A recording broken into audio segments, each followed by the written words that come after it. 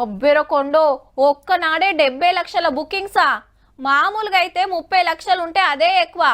అసొంటిది double దాటిందంటే దేశంలో gas కోసం ఎంత ఆత్రపడతాన్రో చూడుండ్రిగా. దొంగతనంగా దాచి ఏరేటోళ్ళ కమ్మినై దొరకబట్టి 15,000 సిలిండర్లు గుంజుకపోయినట్టుల్లా కుద్దు సెంటర్ గవర్నమెంట్ ఆఫీసర్లే చెప్పిండ్రు. మన కాంచి యుద్ధం దాంకా అంతో పారు తిరిగొద్దాం పాన్రి, ఏడెట్లున్నదో తెలుస్తుంది. పరేషాన్ గాకుర్రి, ఈ చెప్పుల లైను గ్యాస్ మొద్దు కోసమే. నిర్మల్లా ఖాళీ సిలిండర్లు తీసుకొచ్చి గిట్ల పెట్టిండ్రు. ఈడ తప్పితే కడమ జిల్లాల్లో నిన్న మొండటంతైతే ఆత్రం లేదుల్లా. దొరుకుతాయో లేదో అని అందరికందరూ బుకింగ్ చేసుకునేటోరకు ఇప్పుడు మంది పెద్దగా అగుపడతలేరన్నట్టు. అయితే హోటళ్లు హాస్టళ్లకు కమర్షియల్ గ్యాస్ దొరకక కట్టెల పొయ్యి మీద అట్లనే నడుస్తున్నాయి వంటలు.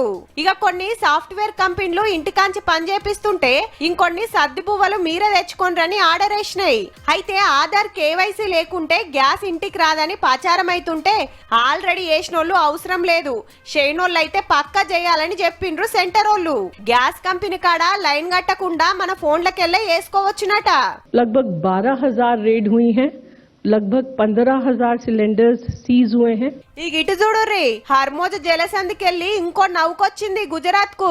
40 లక్షల సిలిండర్లకు గ్యాస్ వచ్చిందట. ఇక కొంత తిప్పలు తప్పినట్టే. 4 వద్దులైతే కమర్షియల్ గ్యాస్ కూడా వస్తది అంటాన్రు. మనకు జరంత నిమ్మలం అనిపిస్తుంది గాని ఇరాన్ లా నెరి అధ్వానం ఉంది పరిస్థితి.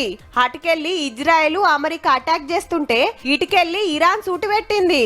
అమెరికా యుద్ధ విమానాలకు తావిచ్చినందుకు గల్ఫ్ దేశాల మీద కూడా డ్రోన్లు కొడుతున్నది.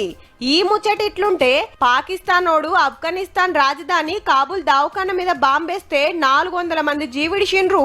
2 దేశాల నడుమ 15-20 రోజుల కాంచి లొల్లి నడుస్తుంటే ఇప్పుడు గింత పనైంది. అంత గలత్, దవాఖాన తెరువులే.